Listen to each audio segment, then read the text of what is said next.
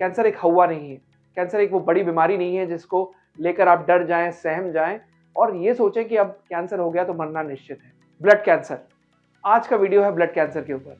Blood cancer में ऐसे कौन से सिम्टम्स हैं जिसको आप इग्नोर ना करें और जिसको आप समय रहते हुए पकड़ लें ताकि आप ब्लड कैंसर को डायग्नोज कर सकें। ब्लड कैंसर होता कैसे है, किस तरीके से उसकी डायग्नोसिस होती है, पता कैसे चलता है और फिर फाइनली इलाज कैसे होता है, ये आज वीडियो उसी के बारे में है।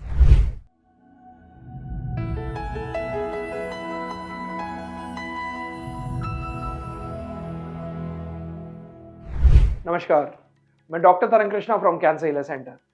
मैं आए दिन आपके लिए वीडियोस लाता रहता हूं जिससे आप प्रेरित हो, जिससे आप एजुकेटेड हो, जिससे आप मोटिवेट हो कि आपको पता लगे कि कैंसर केवल एक आम बीमारी की तरह है। ब्लड कैंसर के कौन कौन से सिम्टम्स हैं? ब्लड कैंसर के सिम्टम्स है सबसे पहला फीवर। अगर लगातार बुखार आ रहा है जो लगातार चला आ रहा है, फीवर विद चिल्स, जैसे कहते हैं कि सर्दी के साथ बुखार लग रहा है एंड बुखार रहना, और आपने जब क्रोसिन ली या आपने कोई भी पैरासिटामोल ड्रग ली या आपने कोई भी आयुर्वेदिक दवाई ली, होम्योपैथी दवाई ली, बुखार उतर गया लेकिन उसके बाद दोबारा आ गया, बार बार अनएक्सप्लेन्ड फीवर आ रहा है, इसका कोई ओरिजिन समझ में नहीं आ रहा, कोई इन्फेक्शन नहीं समझ में आ रहा, आप समझ रहे हो वायरल है, आप समझ रहे हो बैक्टीरियल है, आपने एंटीबायोटिक का भी कोर्स कर लिया लेकिन उसके बावजूद बुखार नहीं उतर रहा, ब्लड कैंसर का सबसे पहला सिम्टम। दूसरा, लगातार वेट लॉस होना जिसका कोई रीजन ही ना पता चले कि वेट लॉस क्यों हो रहा है, अनएक्सप्लेन्ड वेट लॉस हम उसे बोलते हैं। तो अगर ये ऐसा सिम्टम है इसका मतलब ब्लड कैंसर हो सकता है। थर्ड, अगर लगता है कि शरीर में रैशेज आ रहे हैं या शरीर में नीला पड़ जा रहा है, बीच बीच में प्लेटलेट्स की कमी होने की वजह से ऐसे जैसे किसी को अगर आप चोट मारो तो उसको नील पड़ जाता है, जिसको हम देसी भाषा में कहते हैं कि नील पड़ गया। अगर वो नील पड़ जा रहा है और बार बार उसको शरीर में दिख रहा है कि जगह जगह नील पड़ रहा है, ये और उसको नहीं समझ में आ रहा कि क्या कारण हो सकता है, जरूरत है एक ब्लड टेस्ट कराने की ताकि आप ये जान सको कि खुदा न खास्ता ये ब्लड कैंसर की शुरुआत तो नहीं। मैं डरा नहीं रहा हूँ, मैं आपको एजुकेट कर रहा हूँ ताकि आप प्रिपेयर्ड रहें किसी भी चीज़ के लिए। और एक और इम्पॉर्टेंट सिम्टम है जिसमें लग रहा है कि लॉस ऑफ एपेटाइट, आपको भूख ही खत्म हो गई एंड आप बार बार थक जा रहे हैं। अगर आप बहुत ज़्यादा भाग रहे हैं और उसके बाद थक जा रहे हैं और उसके बाद आप रिकवर नहीं कर पा रहे, तो हो सकता है कि आपके हीमोग्लोबिन कम हो सकता है कि आपके अंदर काउंट्स की कमी हो सकता है कि आपके अंदर प्लेटलेट्स की कमी हो और सांस फूल रही है।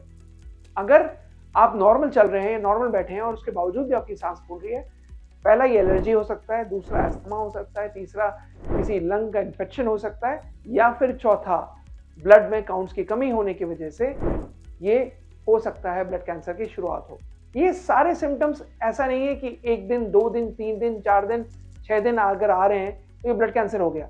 अगर ये लगातार चले आ रहे हैं, कांस्टेंट हैं, परसिस्टेंट हैं और आपको ट्रबल कर रहे हैं, आपको परेशान कर रहे हैं, कांस्टेंट हैं, परसिस्टेंट हैं और ट्रबल कर रहे हैं, अगर ये तीनों चीजें हो रही हैं आपके साथ, तब आपको जाके ब्लड कैंसर का टेस्ट कराना है। ब्लड कैंसर का टेस्ट क्या कराना चाहिए हमें? तो ब्लड कैंसर का सबसे पहला टेस्ट है CBC, कंप्लीट ब्लड काउंट। सीधे जाइए पैथोलॉजी लैब में और बोलिए कि भैया हमारा CBC कर दीजिए। जब आप CBC कराएंगे तब आपको ये पता चल जाएगा कि काउंट्स में कहीं कोई कमी तो नहीं है।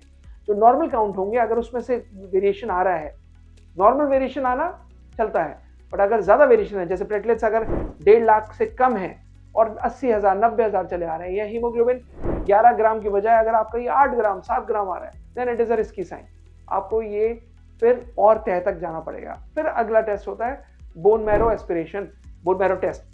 तो जब आप बोन मैरो टेस्ट कराएंगे तब आपको पता चलेगा, या फिर ब्लड कल्चर कराने पर पता चलेगा कि क्या रीज़न है, क्या रीज़न की वजह से कम हो रहा है, एंड देन फिर फाइनली आप ल्यूकेमिया पैनल और बाकी टेस्ट पे जाओगे जो आपको डॉक्टर सजेस्ट करेंगे। उसको आपको जानने की ज़रूरत नहीं है, वो जानने के लिए आप मेरा अगला वीडियो देख सकते हो, या फिर उसके लिए मुझे पूरा आपको समझाना पड़ेगा कि ल्यूकेमिया पैनल, माइलोमा पैनल क्या होता है, किस तरीके से काम करता है, वो दैट इज नेक्स्ट स्टेज। इससे पहले तक आपको शुरुआती सिम्टम को डायग्नोसिस तक ले जाना है, जिसके लिए आपको डॉक्टर्स के पास जाना पड़ेगा और उनसे बात करनी पड़ेगी। अपने आप को एजुकेट करिए, अपने आप को समझिए, अपने आप को, अपने शरीर को समझिए। छोटे छोटे सिम्टम्स होते हैं, छोटे छोटे सिग्नल्स होते हैं, उसको नज़रअंदाज मत करिए।